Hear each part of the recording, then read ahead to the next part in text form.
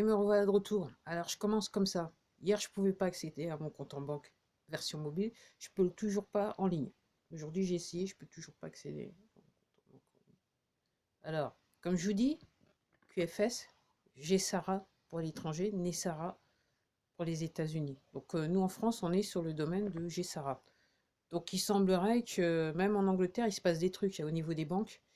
Les clients de certaines banques, ils reçoivent des courriers de certaines banques qui leur disent bah, comment on vous a trop chargé, on va vous redonner un petit peu d'argent. Alors, toujours dans le cadre de GSARA, ce qui s'est passé avec le Soudan, apparemment l'annonce que le président directeur général il a fait par rapport au Soudan, qu'ils n'avaient pas repayé un emprunt, je ne sais pas trop quoi.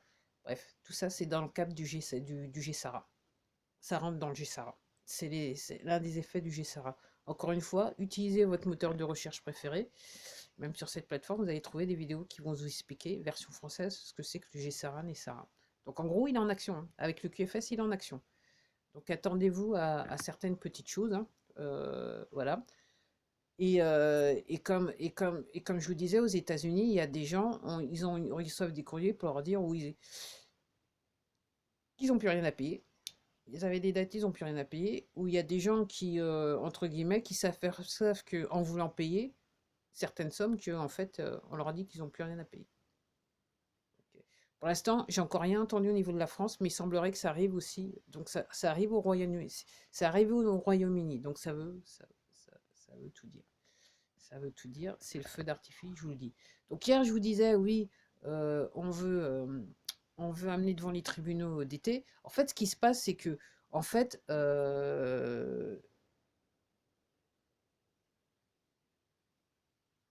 l'attorney général de New York veut en fait poursuivre en justice des entreprises de, de, d'été. Donc c'est quelque chose qu'elle avait dit avant qu'elle soit votée dans le poste, on va dire ça comme ça.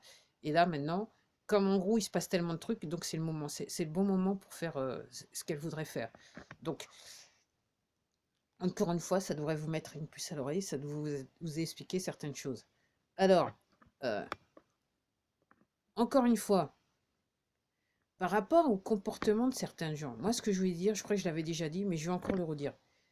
Bon, il y a des gens qui, et je vous dis ça suite au bouquin que j'ai lu il y a, comment ça s'appelle, et je voudrais parler de Géorgie, voilà. C'est au bouquin que je continue à lire, donc la Gestapo en France. Donc en gros, alors il y a une petite phrase, il y a une petite phrase que j'ai lue où il expliquait donc, dans une ville. Alors à chaque fois que quand ça a été la débandade, les bureaux locaux de la Gestapo, en fait, ils ont brûlé toutes les archives. Mais dans une ville, ils n'ont pas pu brûler toutes les archives. Et quand ils ont été dans les archives voir qui faisait quoi, qui avait dit quoi, en fait, ils se sont rendus compte que dans une ville donnée, il me semble que c'était Lyon, en fait, quasiment toutes les couches de la population avaient collaboré, d'une manière ou d'une autre, du plus petit au plus grand. Donc on parle d'étudiants, d'enfants, jusqu'à tous les corps de métier, tout l'échelon de la société, il y avait des gens qui avaient collaboré. Aussi simple que ça. Et puis c'est vrai que dans les bureaux de la Gestapo, donc encore une fois des Français, comme je dis, donc le profil des gens, c'est des gens qui, ok, je dirais, qui en termes de moralité, je dirais, avaient pas les plus grosses notes, si vous voyez ce que je veux dire. Donc ils étaient déjà dans le crime avant, et en gros, ça leur a permis, pour certains, ils n'ont pas fait ça par conviction. Alors certains, effectivement, ils avaient tourné du côté national, du nazisme, mais d'autres, c'était plus parce que c'était déjà des criminels à la base, donc en gros, ils se sont dit, bon, c'est un moyen comme une autre de faire plaisir en tuant des gens, ou tout simplement en gagnant énormément d'argent. C'est aussi simple que ça. Le truc qui m'a surpris, c'est que apparemment en province, à un moment, ils avaient besoin de gens. Et ce qui est très intéressant, c'est que ce qu'il explique dans le bouquin, c'est qu'apparemment, les Allemands se sont aperçus. Et il y en a certains, officiels, ils ne voulaient pas. Mais certains, ils se sont aperçus que plus ils étaient violents avec la population, plus je dirais qu'il y avait de la résistance par rapport à ça. Donc au bout d'un moment, ils avaient un problème d'effectifs. Donc effectivement, comme je vous dis, ils étaient très peu, des Allemands en tant que tels, ils étaient très peu sur le territoire, mais il y avait beaucoup de collabos, entre guillemets. de gens qui sont rentrés dans ça et qui, en fait, étaient contents parce que pour une fois dans leur vie, ils avaient un super titre, ils avaient des pouvoirs. Et surtout, pour certains, ils ont intégré l'armée allemande, avec des grades de l'armée allemande. Donc, pour eux, c'était... et comme je dis, moi, si je fais l'allusion au temps présent, parce que, ah, mais ça... ok.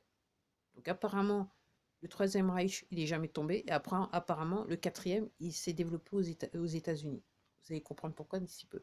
Mais si je reviens à ce que nous vivons aujourd'hui, hein, l'exemple, c'est votre collègue qui veut monter sur votre tête, qui fait tout pour vous nuire, et qui est en fait, c'est ce genre de profil qu'en fait, qui a participé à ça.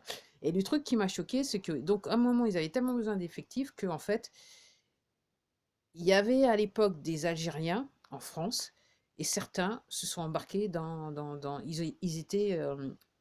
ils faisaient partie des effectifs d'un bureau de Gestapo. Au désarroi quelque part de certains Français qui étaient pro collaboration et qui étaient en fait racistes, si vous voyez ce que je veux dire. Donc c'est un truc, c'est la folie humaine, c'est la folie humaine. En fait, j'ai bien tout terminé le bouquin. Après, ce que je voudrais vous dire en Géorgie, en fait, ce que je vous dis ça tout simplement, c'est que l'être humain n'est pas parfait, ok? Il y a des gens, quels que soient les siècles, quelles que soient les années, il y a toujours les mêmes profils.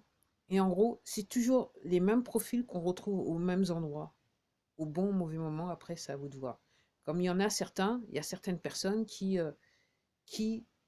font toujours le mauvais choix dans leur existence. Ok. Ok. J'en suis un de près sur cette plateforme. Ok. Après, ce que je voulais dire par rapport à la Géorgie. Donc, c'est parti en Géorgie. Donc, il me semble qu'il est devenu sénateur, ce monsieur, qui à la base, il était démo. Quand il a vu ce qui se passait, il est tourné répu. Et puis, je fais exprès de ne pas dire le nom entier. Et là, maintenant, il a fait une demande pour qu'on commence un audit au niveau de l'État de Géorgie. Donc, rien ne va plus, ils s'en fait. En gros, c'est le feu aux poudres. Là, voilà, c'est partout dans le monde. Quand vous regardez tout, c'est le feu aux poudres. Après, comme je vous dis que les banques, moi, que je puisse plus avoir accès à ma banque, ça m'étonne pas. Donc, ça ferait plus de 48 heures. En fait, j'ai pas. Il y a que hier que je me suis dit, il faudrait peut-être regarder ce que j'ai sur mon compte. Et là, aujourd'hui, ok, donc je sais pas. Après, si vous êtes dans la même position que moi, mettez dans les commentaires, hein. Moi, moi aussi, moi aussi, moi aussi. Donc c'est aussi simple que ça. Donc tout ça pour vous dire, j'ai Sarah et Sarah, QFS, on est dedans, on est dedans, on est dedans, on est dedans.